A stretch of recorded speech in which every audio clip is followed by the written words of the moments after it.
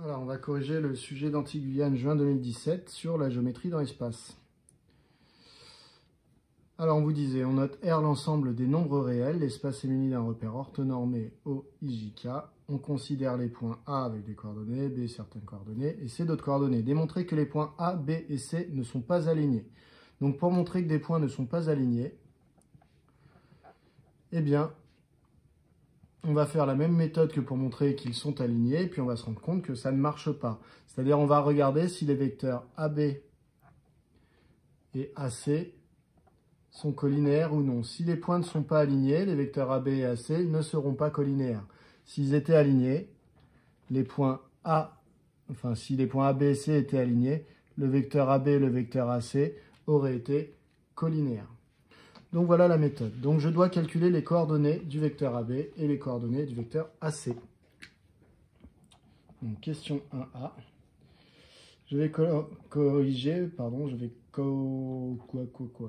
vais calculer les coordonnées du vecteur AB.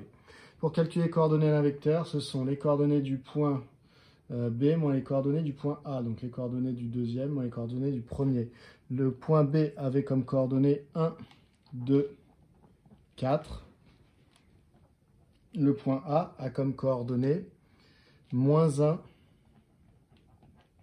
2, 0.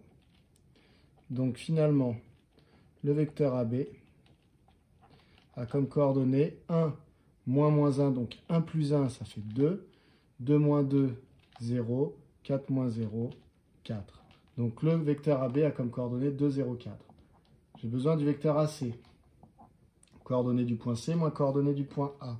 Coordonnées du point C, c'est moins 1, 1, 1. Et je retire les coordonnées du point A qui sont moins 1, 2, 0. Et donc j'obtiens que le vecteur AC a comme coordonnées moins 1, moins 1, donc moins 1 plus 1, 0. 1 moins 2, moins 1.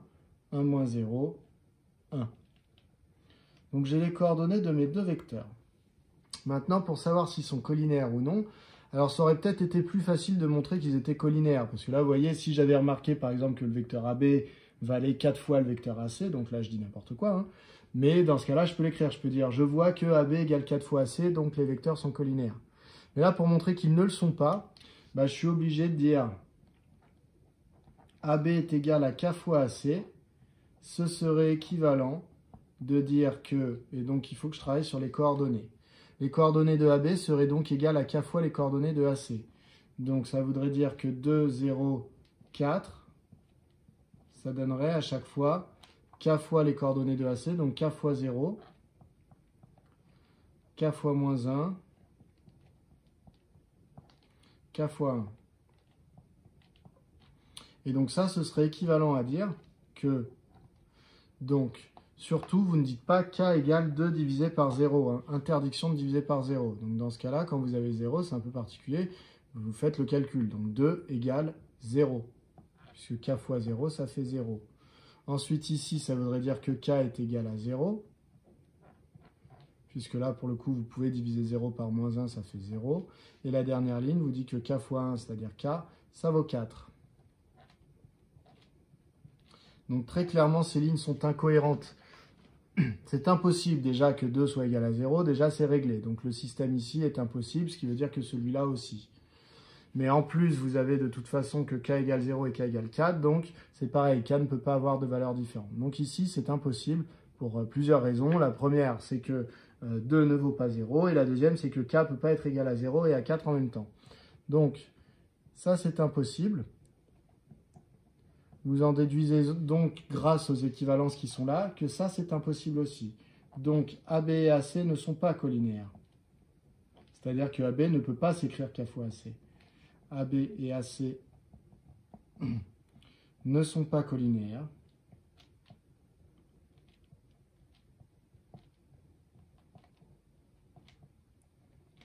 Et donc, les points AB et C ne sont pas alignés.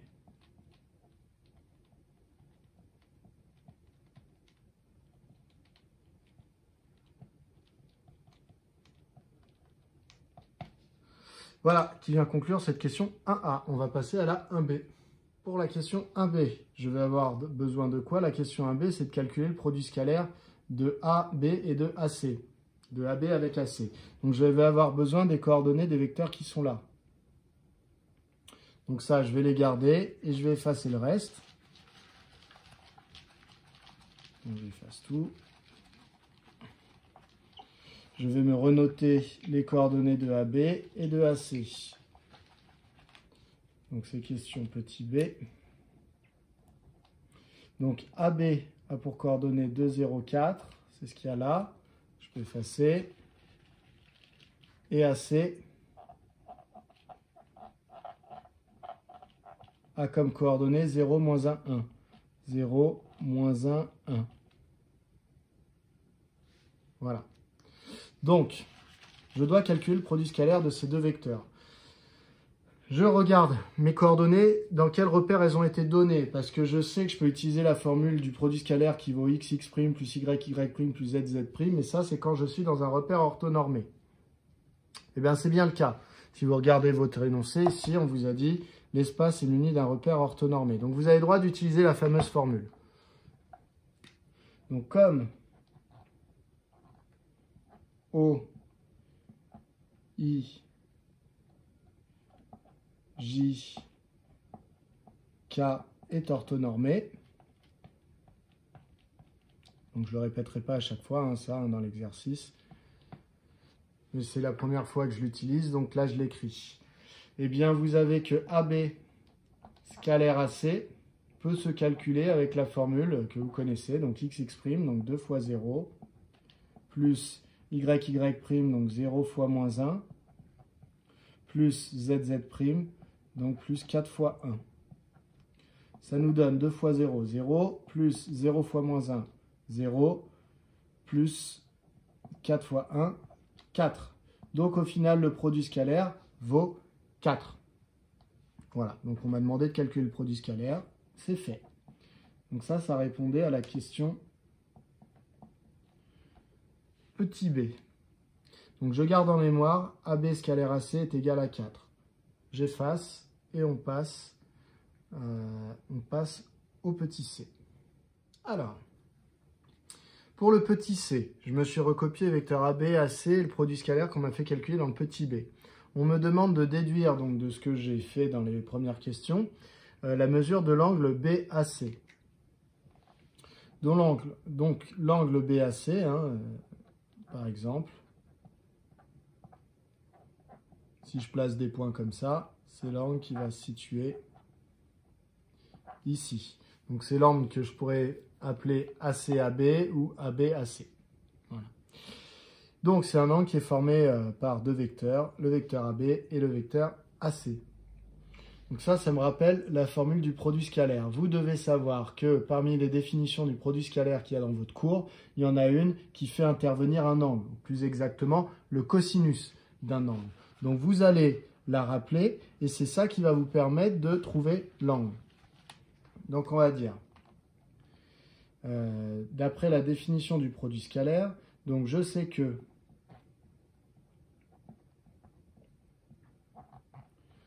AB scalaire AC, la définition, c'est la définition numéro 1 hein, dans le cours écrit, ça fait la norme du vecteur AB fois la norme du vecteur AC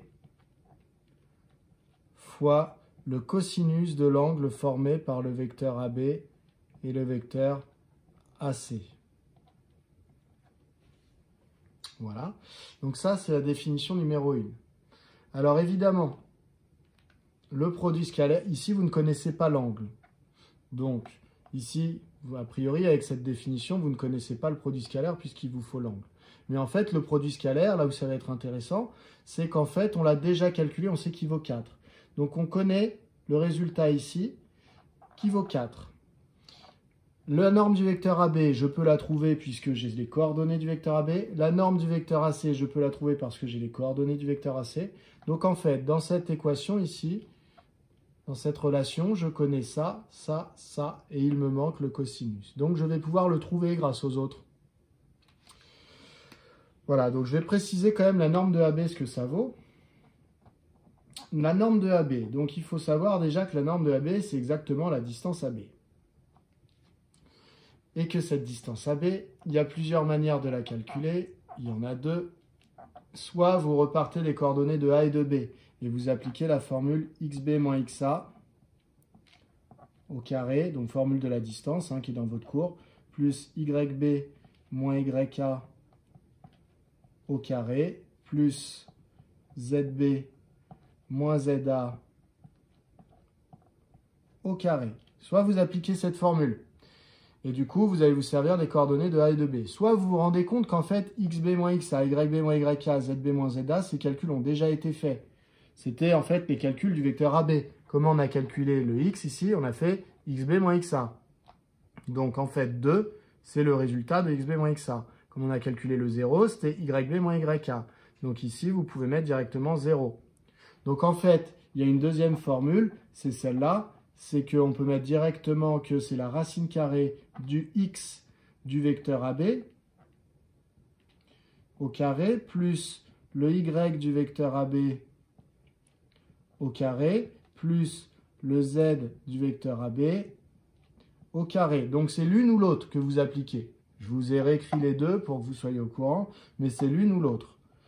Donc moi je vais appliquer celle-là puisque les calculs sont déjà faits comme ça. Donc ça me donne la racine carrée de le x de AB, c'est 2, donc ça fait 2 au carré, plus le y, c'est 0, donc 0 au carré, plus le z qui est 4, donc plus 4 au carré. Ça donne la racine carrée de 4 plus 16. Donc ça donne la racine de 20. Racine de 20, on peut l'écrire un petit peu mieux, puisque 20, c'est 4 fois 5, donc ça fait racine de 4 fois racine de 5, et racine de 4, c'est 2. Donc en fait, ça fait 2 fois la racine de 5. Votre calculatrice est aussi capable de vous donner cette valeur. Voilà, donc je vais me le noter dans un coin, que AB est égal à 2 racines de 5. D'accord? Donc ça vaut 2 racines de 5. Il faut encore que je trouve la norme du vecteur AC. Donc, vous retenez, norme de AB, c'est 2 racines de 5. Moi, je me le note dans un coin du tableau, parce que je vais devoir effacer pour faire mon calcul d'après. Donc, j'efface, je vais faire le calcul de la norme de AC.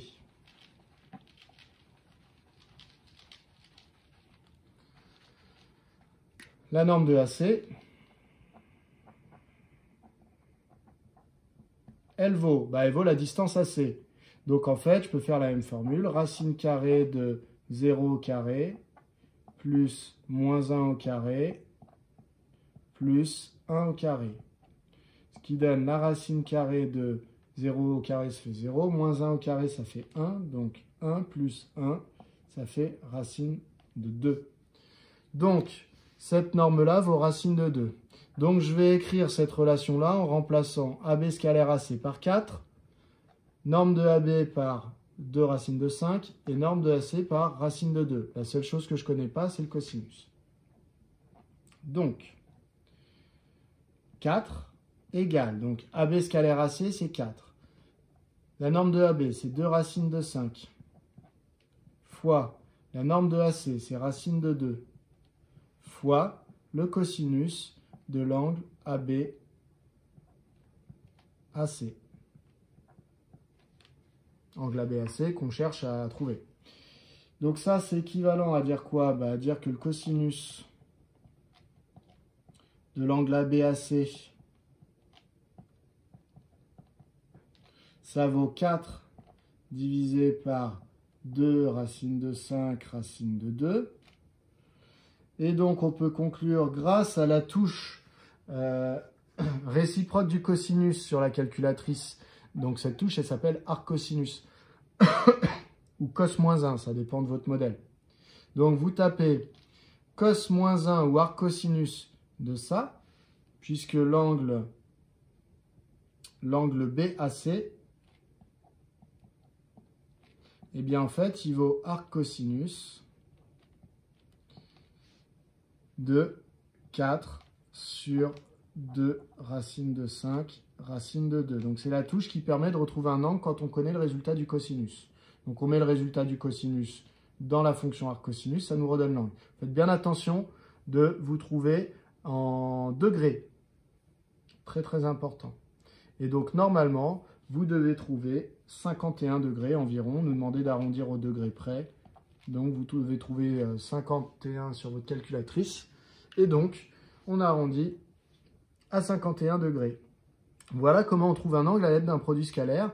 C'est qu'on utilise la première définition et le produit scalaire, on essaie de le calculer avec une autre formule.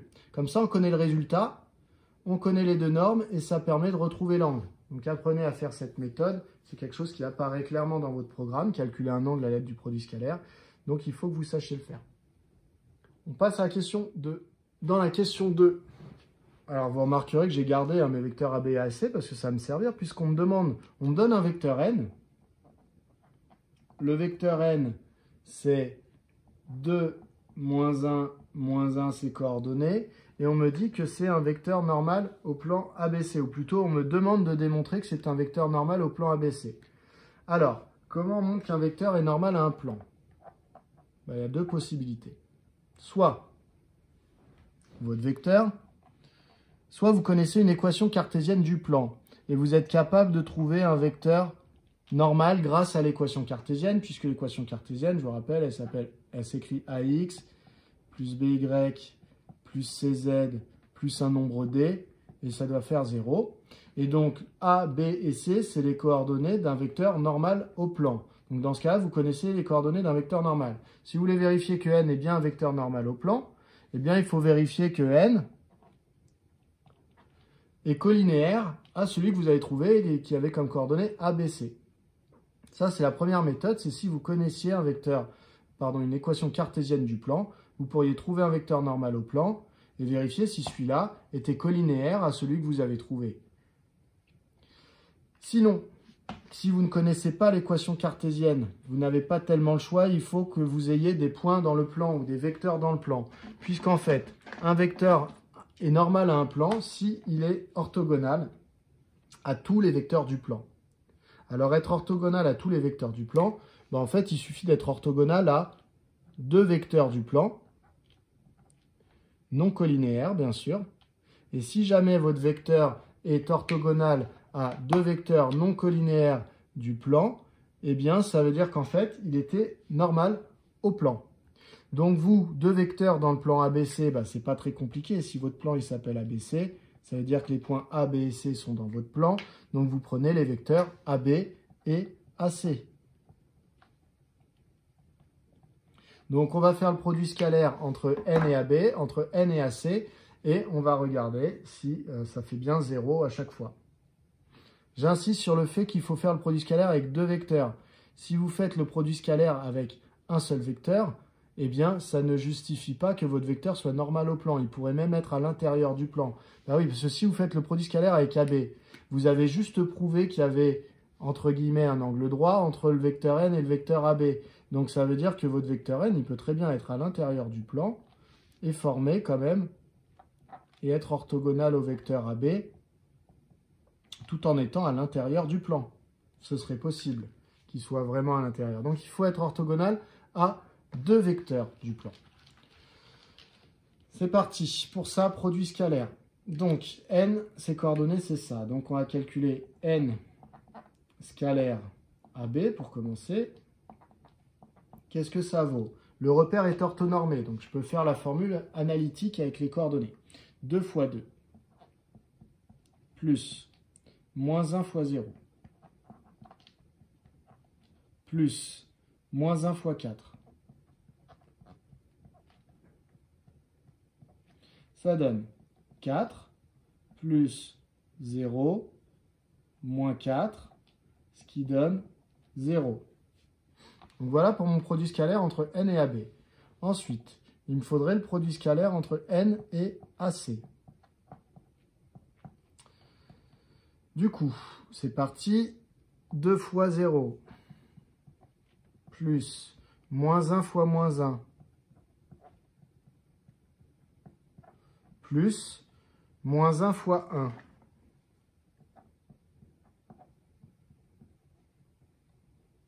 Ça nous donne 2 fois 0, 0, moins 1 fois moins 1, 1, moins 1 fois 1, moins 1. Donc, ça donne aussi 0. Donc, n est orthogonal à AB et à C. Donc, n est orthogonal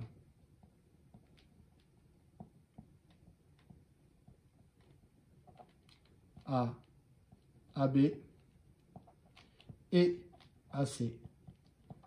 AB et AC qui n'étaient pas collinéaires, hein, je vous rappelle, hein, puisque ils n'étaient pas alignés AB et C. Donc, n est normal au plan ABC. Voilà pour cette question petit a. Question petit b, on me demande de déterminer une équation cartésienne du plan ABC. Alors pour déterminer une équation cartésienne d'un plan, petit rappel, il me faut un point dans le plan. Là j'ai l'embarras du choix, hein. Le plan ABC il contient le point A, B et C. Donc je choisirai A, B ou C suivant celui qui m'arrange. Le point A il a des coordonnées un peu sympas puisqu'il y a un 0 dedans. Moi je vais prendre le point A très certainement. Donc il me faut un point et un vecteur normal au plan. Le vecteur normal, on vous l'a fait trouver dans la question juste avant. On avait exhibé le vecteur de moins 1, moins 1. Voilà. Donc, je me sers du point A et des coordonnées de n. Donc, je vais répéter ça. Je vais dire A de coordonnées moins 1, 2, 0 appartient à ABC. Donc, ça, c'est une évidence. Puisque le plan s'appelle ABC, c'est qu'il y avait A dedans. Ensuite, n de coordonnées 2, moins 1, moins 1 est normal à ABC. Donc, je peux trouver une équation cartésienne du plan. Donc, une équation cartésienne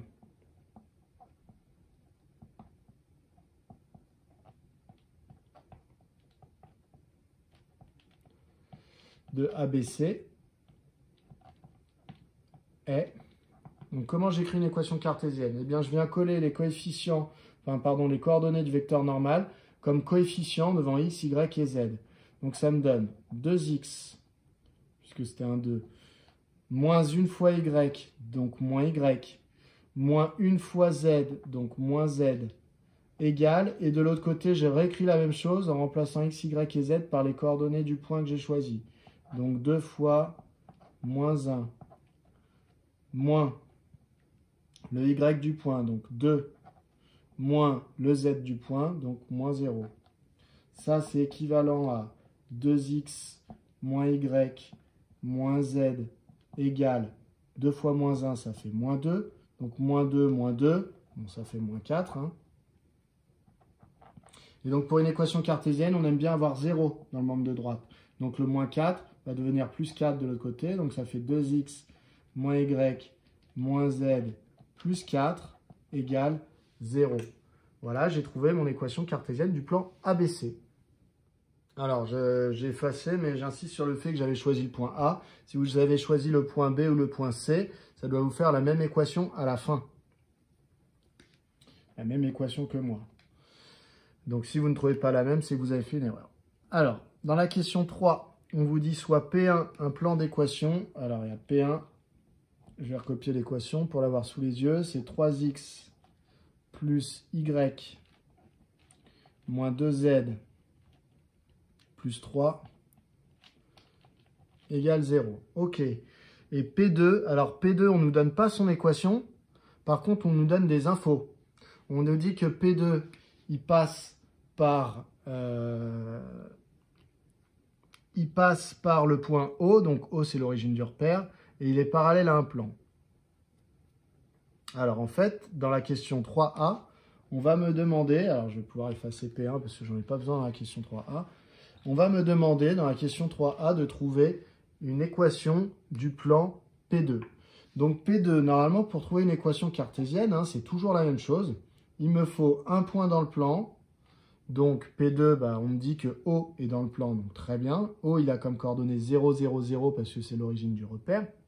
Et on me dit qu'en plus, ce plan P2, il est parallèle à notre plan, dont je connais une équation. L'équation cartésienne de ce plan-là, c'est x moins 2z plus 6 égale 0. Donc ce plan-là, en fait, il va m'aider à trouver un vecteur normal au plan P2, parce que le plan P2, pour l'instant, je sais juste qu'il passe par 0, donc il me faut un vecteur normal pour trouver une équation. Eh bien, le vecteur normal que je vais choisir pour P2, ça va être le vecteur normal que j'aurais trouvé pour ce plan-là, puisque P2 et ce plan sont parallèles s'ils ont les mêmes vecteurs normaux. Voilà. Donc de l'information P2 est parallèle à ce plan, je vais trouver le vecteur normal de P2. Voilà, P2 est parallèle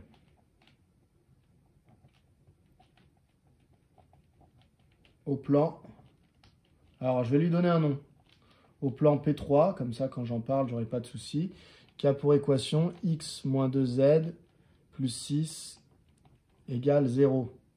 Donc, P2 et P3 ont les mêmes vecteurs normaux, c'est-à-dire que tout vecteur normal à l'un est normal à l'autre.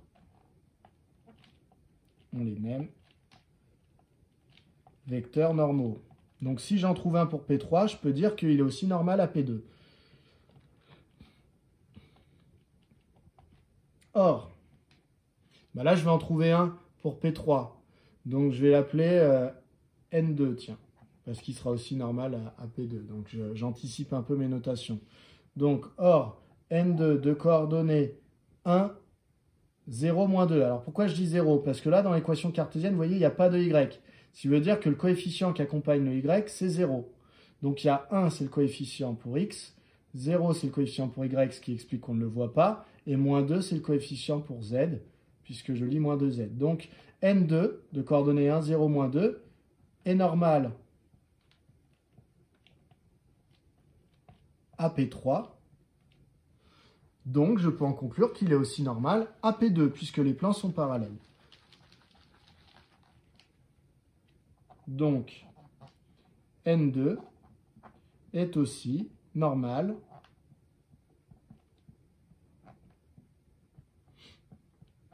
à P2. Donc ça, voilà, c'est mon vecteur normal. Maintenant, je vais rajouter que, de plus, le point O de coordonnées 0, 0, 0 appartient à P2. Donc là, j'ai mes deux infos. Vecteur normal, point qui appartient au plan. Donc, une équation cartésienne de P2 est, donc une équation, ou alors je vais dire de P2, puisque on ne va pas forcément donner la cartésienne, vu que ce n'est pas celle qu'on nous donne dans l'énoncé, est, donc les coefficients du vecteur normal, je les mets devant x, y et z. Donc ça fait 1 fois x, donc x, bon, je vais l'écrire, 1 fois x plus 0 fois y moins, moins 2 fois z égale, je recopie la même chose en remplaçant x, y et z par les coordonnées de mon point, 0, 0, 0. Donc ça fait 1 fois 0, plus 0 fois 0, plus moins 2 fois 0. Donc ça, c'est équivalent à dire 1 fois x, ça fait x, 0 fois y, ça disparaît, plus moins 2z, donc moins 2z, égale 1 fois 0, bah 0, 0 fois 0, 0, moins 2 fois 0, 0. Donc en fait, ça fait 0. Donc mon équation cartésienne de P2, c'est celle-là. Dans l'énoncé, on vous l'écrivait sous une autre forme. Bah, on l'écrit sous l'autre forme. C'est x égale 2z. On a donc démontré ce qu'il fallait, ce qu'on nous demandait dans la question 3a. Dans la question 3b, on nous demande de démontrer que les plans P1 et P2 sont séquents. Alors, il y a deux manières de le faire. Soit pour démontrer que P1 et P2 sont séquents, eh bien, vous déterminez, vous cherchez l'intersection. Donc, vous mettez les deux équations des plans dans un système et vous cherchez à résoudre le système. Mais si vous faites ça, vous allez trouver vraiment l'intersection. Donc vous allez trouver mieux que ce qu'on vous demande. Là, on vous demande juste de prouver que les plans sont séquents. Pour prouver que deux plans sont séquents, ben en fait, je vais prouver qu'ils ne sont pas parallèles. Alors attention, ça ne marche pas pour des droites. Hein. Dans l'espace, je vous rappelle, des droites qui ne sont pas parallèles ne sont pas obligatoirement séquentes. Par contre, des plans, si deux plans ne sont pas parallèles, ils sont obligatoirement séquents. Pour montrer que deux plans ne sont pas parallèles, bah regardez, hein, je fais comme d'habitude. Je dessine ma situation et je dessine les choses que je connais pour mes plans quand j'ai des équations cartésiennes, c'est-à-dire les vecteurs normaux.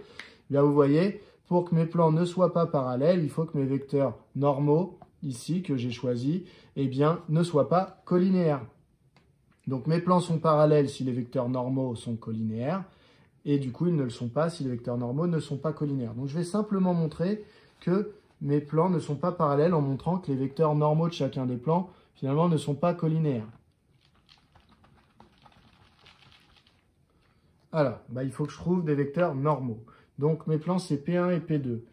P1, bah, je sais quoi sur lui? Je connais son équation. P1, je sais que l'équation, enfin, une équation cartésienne, c'est 3x plus y moins 2z plus 3 égale 0. Ça, c'était l'énoncé qui me l'avait donné au début de la question 3. Donc, le vecteur N1 de coordonnées 3, 1, moins 2 est normal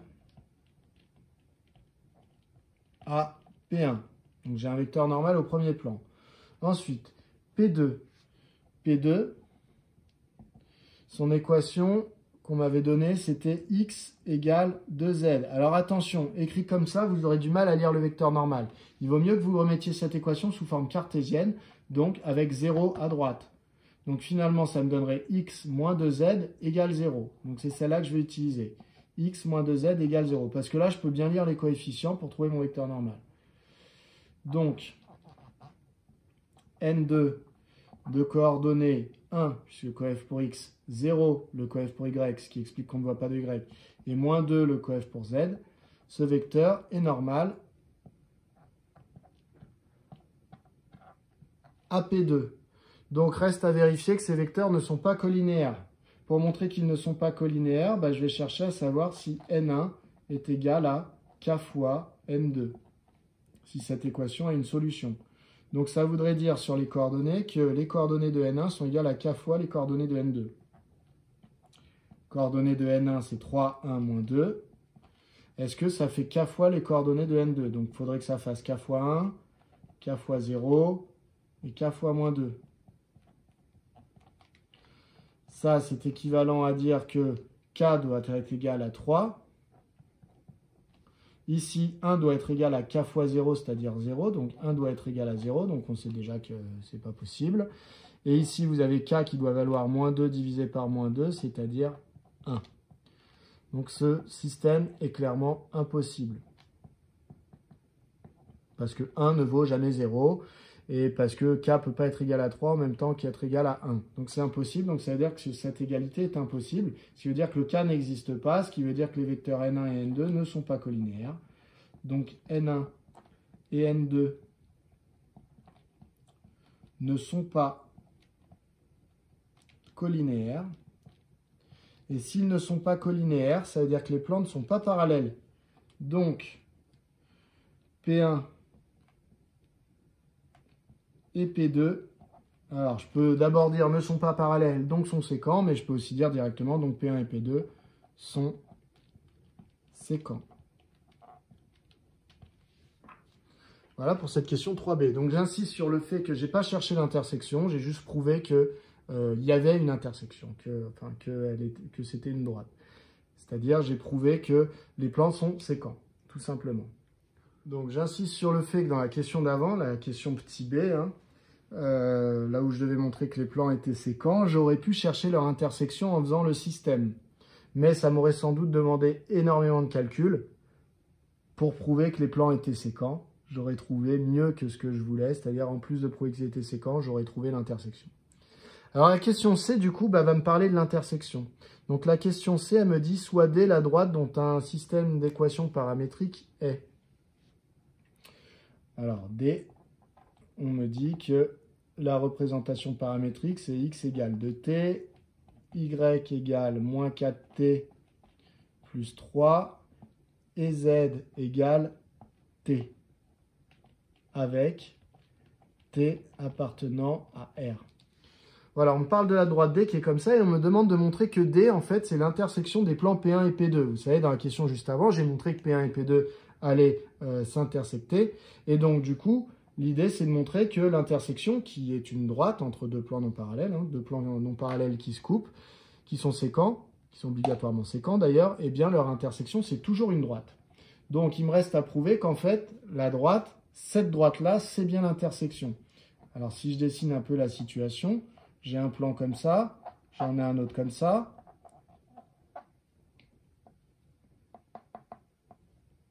Voilà.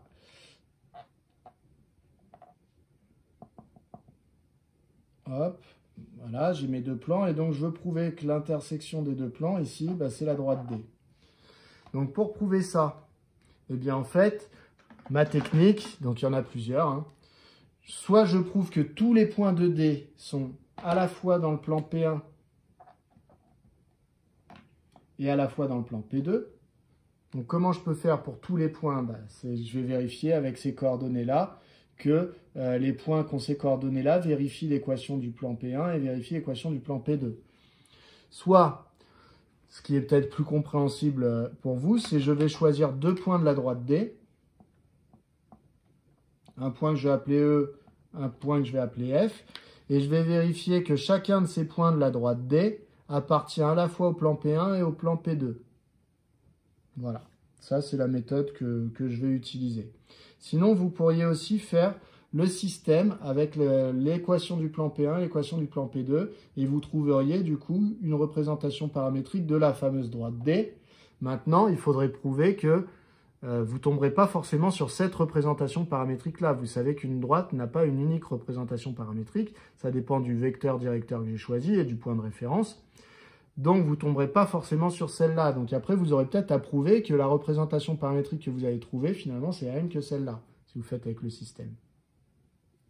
Moi, je vais utiliser cette méthode-là. Donc, je vais déterminer deux points E et F qui appartiennent à la droite. Et ensuite, je vais vérifier qu'ils vérifient l'équation de P1 et de P2.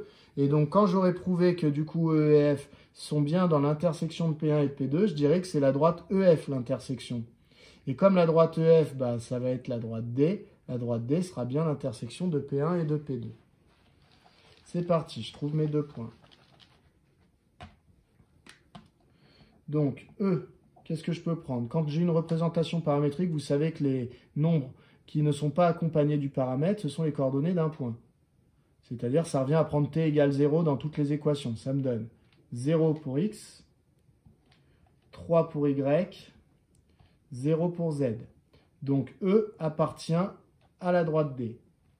Ensuite, F, pour trouver un autre point, il faut que je remplace t par une autre valeur. Je peux remplacer t par 1. Donc, ça va faire x égale 2 fois 1. Donc, x égale 2. Si je remplace t par 1, moins 4 fois 1, ça fait moins 4.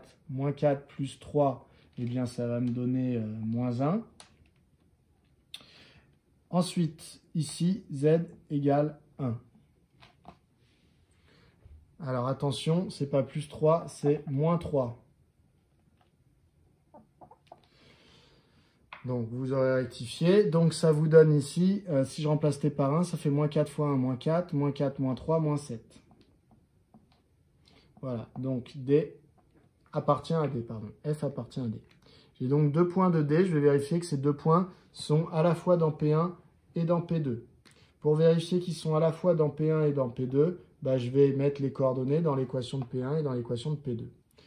Donc P1, petit rappel de l'équation de P1.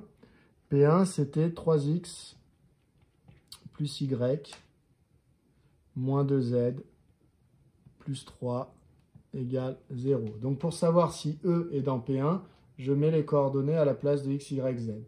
Donc, ça donne 3 fois 0 plus 3, puisque y vaut 3, moins 2 fois z, z c'est 0, plus 3, et je fais le calcul. Alors ça donne 3 fois 0, 0, plus 3, moins 2 fois 0, donc moins 0, et ici, plus 3. Donc j'ai dû me tromper quelque part. Où est-ce que je me suis trompé?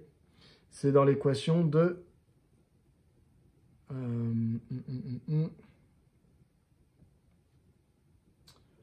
Bah, c'est ici. Vous voyez dans les coordonnées de E. Dans les coordonnées de E, j'ai dit que c'était pas plus, mais que c'était moins ici. Donc, quand j'ai fait mes coordonnées de points, ici, c'était moins 3. Voilà. Donc, on va s'en sortir. Donc, E, les coordonnées, c'est 0, moins 3, 0. Donc, du coup, ici, ça va me donner 0. Donc, 3 fois 0, plus moins 3, moins 2 fois 0, plus 3. Et donc, ça donne 3 fois 0, 0, moins 3, moins 2 fois 0, moins 0, plus 3, ce qui donne bien 0. Donc, je peux conclure que E appartient à P1. Ensuite, je vais regarder si E appartient aussi à P2. P2, je vous rappelle, l'équation, c'est x moins 2z égale 0. Donc, je vais vérifier ça avec les coordonnées de E. Le x de E, c'est 0. Ça donne 0 moins 2 fois le z de E, c'est 0. Donc, ça donne bien 0. Donc, E appartient à P2. Donc, c'est bon. E, il appartient bien à l'intersection de P1 et P2. Il me reste à vérifier pour F. Donc, pour F, donc je reprends l'équation de P1 et je remplace avec les coordonnées de F. Donc, ça fait 3 fois 2 plus Y, donc moins 7, moins 2 fois Z, donc moins 2 fois 1, plus 3. Donc, ça vaut 3 fois 2, 6, moins 7, moins 2, plus 3. Ça donne, bah, ça fait 6 moins 7, moins 1, moins 2, moins 3 plus 3, 0. Donc, F appartient bien au plan P1. Ensuite, je vais vérifier que F appartient au plan P2. Je reprends l'équation de P2 et je mets dedans. Ça fait X, c'est 2. Donc 2 moins 2 fois Z, donc moins 2 fois 1. Ça fait bien 0. Donc, F appartient à P2. Donc là, j'ai montré que F appartenait à P1 et P2. Là, j'ai montré que E appartenait à P1 et P2. Je vais dire donc, la droite EF est l'intersection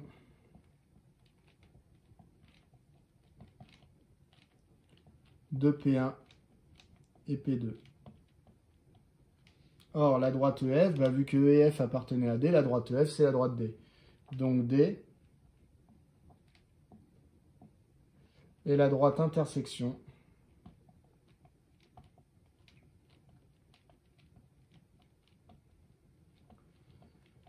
de P1 et P2. Voilà une méthode pour faire cette question.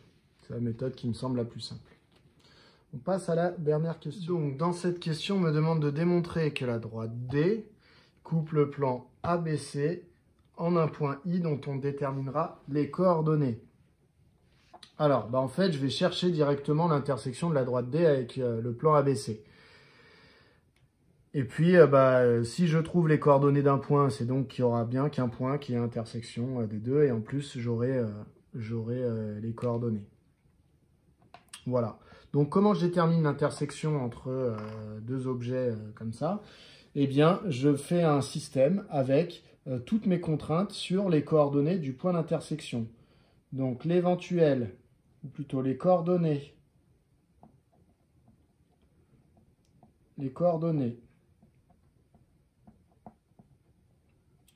de l'éventuel,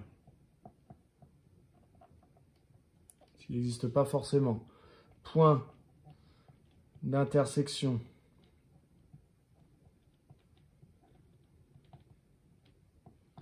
I vérifie le système, bah, il faut vérifier à la fois les coordonnées données par l'équation, pardon, la représentation paramétrique de la droite, et en même temps, il faut que les coordonnées du point I vérifient l'équation du plan, puisque le point I il a l'intersection des deux, donc il doit à la fois être sur la droite et en même temps dans le plan. Donc ça doit vérifier ces coordonnées-là. Pour résoudre ce système, donc ça c'est un système que vous connaissez bien, intersection entre une droite et un plan, vous savez comment ça se résout, c'est je remplace x, y et z par les expressions en fonction de t, ça me donnera une équation avec comme unique inconnu t que je vais pouvoir trouver, et une fois que j'aurai trouvé t, je remets dans x, y et z et je trouve les coordonnées x, y, z du point d'intersection. Donc, les premières équations, je les recopie sans y toucher dans un premier temps, tant que je ne connais pas de t, eh bien, elles vont rester comme ça. Dans la dernière, en revanche, je remplace x par sa valeur en fonction de t, donc ça fait 2 fois x, donc 2 fois 2t, moins y, donc moins 4t plus 3, moins z, donc moins t, plus 4, égale 0. Voilà, donc là, je vais chercher à résoudre cette équation. Donc, vous avez deux manières de rédiger. Soit vous la rédigez séparément, cette équation-là, mais dans ce cas-là, vous le dites. Soit vous recopiez votre système à chaque fois. Moi, je vais recopier le système, mais par contre, je vais aller un peu vite sur les calculs ici. Donc, ça me donne x égale 2t, y égale moins 4t moins 3, z égale t. Et donc là, ici, quand je dis je vais aller un peu vite, c'est que je vais faire mes calculs plus rapidement. Donc ici, j'ai 2 fois 2t, donc ça va me faire 4t, moins 4t, donc plus 4t, moins 3, pardon, moins 3, moins t, plus 4, égale 0. Donc ça, c'est mon équation. Donc je triche un peu, je vais un peu plus vite. Donc ça me fait 8t moins t, donc ça fait 7t. 7t, et là j'ai moins 3 plus 4, donc j'ai dû me tromper quelque part. Oui, c'est ici, quand j'ai recopié encore. Ici c'était un moins, puisque y c'était moins 4, moins 3. Moins 4t, moins 3. Je ne sais pas pourquoi je l'aime pas celui-là, mais bon. Donc du coup, ça faisait moins, donc ça faisait moins 4t, donc plus 4t, et moins 3, donc plus 3. Donc, ça faisait 8t moins t, ça fait 7t, et 3 plus 4, ça fait 7. Donc, plus 7 égale 0. Ce qui est équivalent à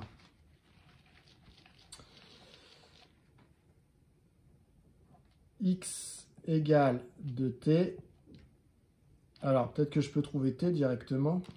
Si 7t plus 7 vaut 0, c'est que t vaut moins 7 divisé par 7, ce qui fait moins 1. Ça, on accepte que vous fassiez tous ces calculs d'un coup.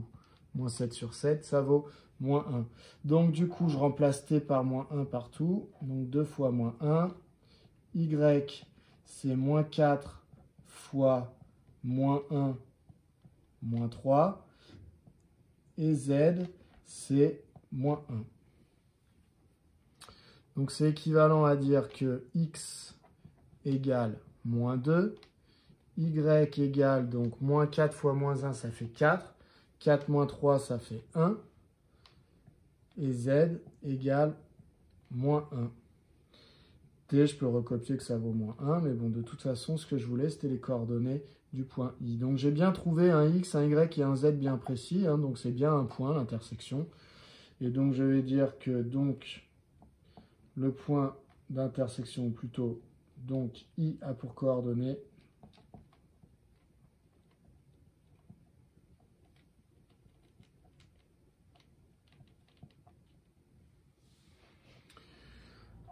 moins 2, 1, moins 1. Donc déjà, il y a bien un point d'intersection, un unique point d'intersection, puisque j'ai trouvé un unique triplet de coordonnées.